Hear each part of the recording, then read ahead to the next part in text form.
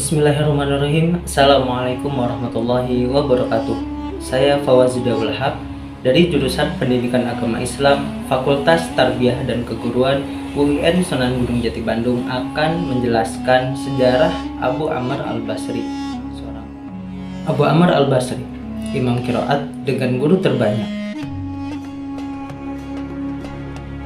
Basrah merupakan kota terbesar kedua di Irak. Pada zaman dahulu, selain sebagai pusat ilmu, Basrah merupakan pusat perkantoran dan politik pemerintahan Islam. Secara geografis, Basrah terletak di selatan Irak. Ia dikenal dan dikenang oleh sejarah karena banyak melahirkan intelektual dan ilmuwan. Salah satunya adalah Abu al-Aswad al-Duwali, Muhammad bin Sirin al-Mubarrad, Khalid bin Ahmad Sibawaih, Hamad bin Salamah al-Mawardi, Al-Farazdaq, Abu Musa al-Ash'ari, dan Hasan al-Basri. Dalam bidang ilmu Al-Quran dan Qiraat, Basrah melahirkan seorang ilmuwan yang zuhud, yaitu Imam Abu Amr al-Basri. Ia merupakan salah satu imam Qiraat Sab'ah yang lahir di Mekah tahun 70 Hijriah. Sebagian riwayat menyatakan bahwa beliau lahir pada tahun 68 Hijriah. Nama lengkapnya adalah Zaban bin Al-Ala bin Al-Amar bin Al-Uryan bin Abdullah bin Al-Husain bin Al-Haris bin Jalhamah. Ia dikenal dengan sebutan Al-Imam Al-Sayyid Abu Amr Al-Tamimi Al-Mazani Al-Basri.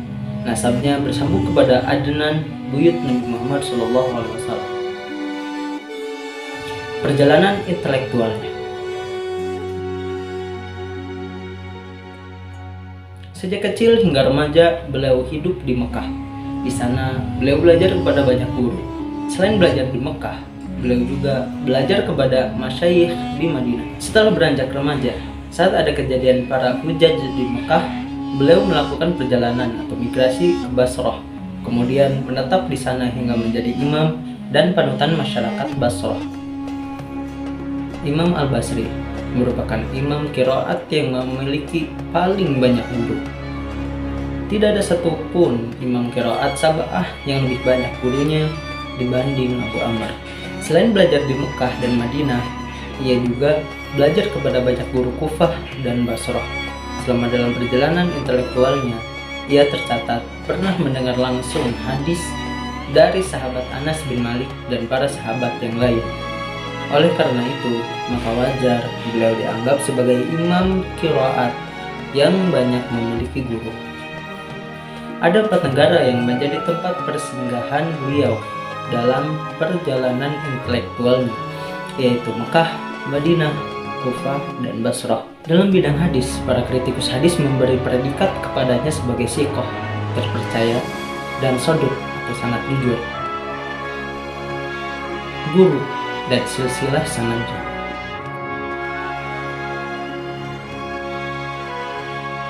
Dalam ilmu Al-Quran dan Qiraat, transmisi periwayatannya merupakan salah satu unsur yang paling penting. Tanpa transmisi periwayatan yang jelas dan mutawatir, maka periwayatan tersebut dianggap saz.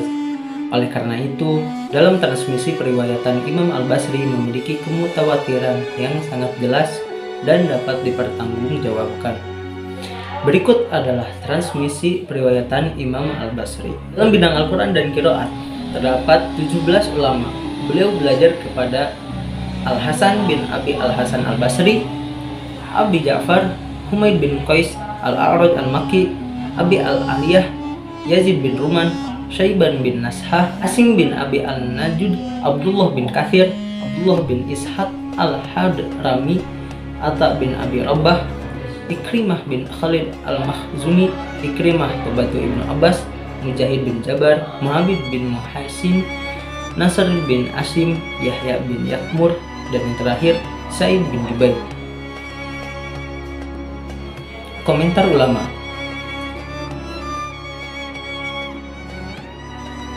Ibnu Khallikan berkata, ia adalah orang yang paling pandai pada zamannya di bidang Al-Quran, bahasa Arab, dan syair, dan dalam ilmu nahwu ia berada pada tingkatan keempat dari Ali bin Abi Thalib.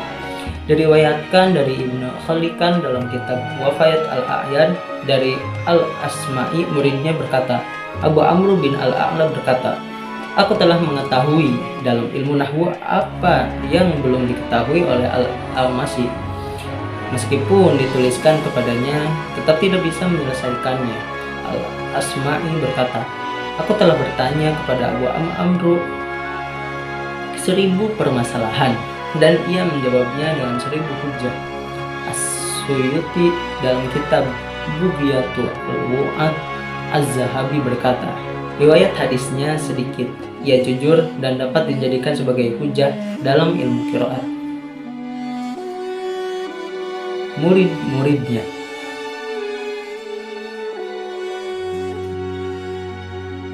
Ada banyak santri yang belajar kepadanya, baik dalam bentuk setoran maupun hanya menyimak, yang tidak terhitung jumlahnya. Salah satunya adalah Abu Zaid bin Aus, Salam bin Sulaiman Al-Tawil, Sahal bin Yusuf, Syuza bin Abu Nasr Al-Balqi, Al-Abbas bin Al-Fasal, Abdullah bin Mubarak, Yahya bin Al-Mubarak Al-Yazidi, Sibawaih, dan Yunus bin Habib. Keduanya merupakan maha guru nahwu.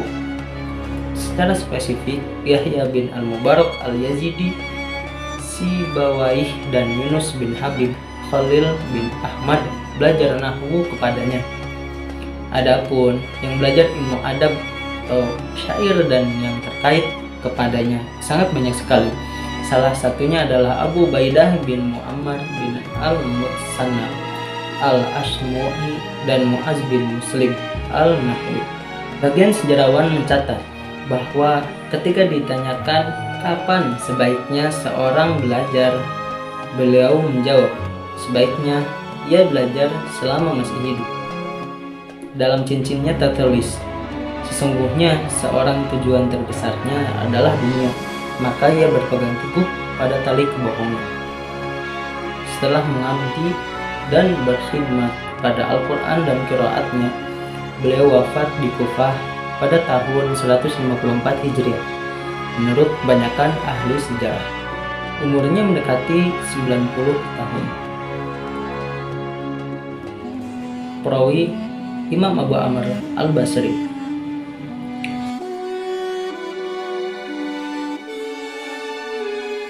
Sebagaimana telah dipaparkan profil Imam Ibnu Katsir, bahwa dalam transmisi periwayatan qiraat Al-Quran ada dua model. Yang pertama ada perawi tanpa perantara, dan yang kedua ada perawi melalui perantara. Dalam riwayat bacaan Imam Abu Amr, kedua perawinya meriwayatkan bacaan Imam Abu Amr Al-Basri melalui jalur perantara. Perawi tersebut adalah Imam Hafiz Al-Duri dan Imam Al-Susi. Kesimpulannya adalah Abu Amr Al-Basri adalah seorang ulama di bidang qiraat Al-Quran yang juga merupakan salah satu imam qiraat 7. Terdapat perbedaan pendapat dalam penyebutan nama, kunyah, dan nasabnya. Dalam transmisi periwayatan, Imam Al-Basri memiliki kemutawatiran yang sangat jelas dan dapat dipertanggungjawabkan, dan telah dipercaya oleh beberapa ulama yang mengomentarinya.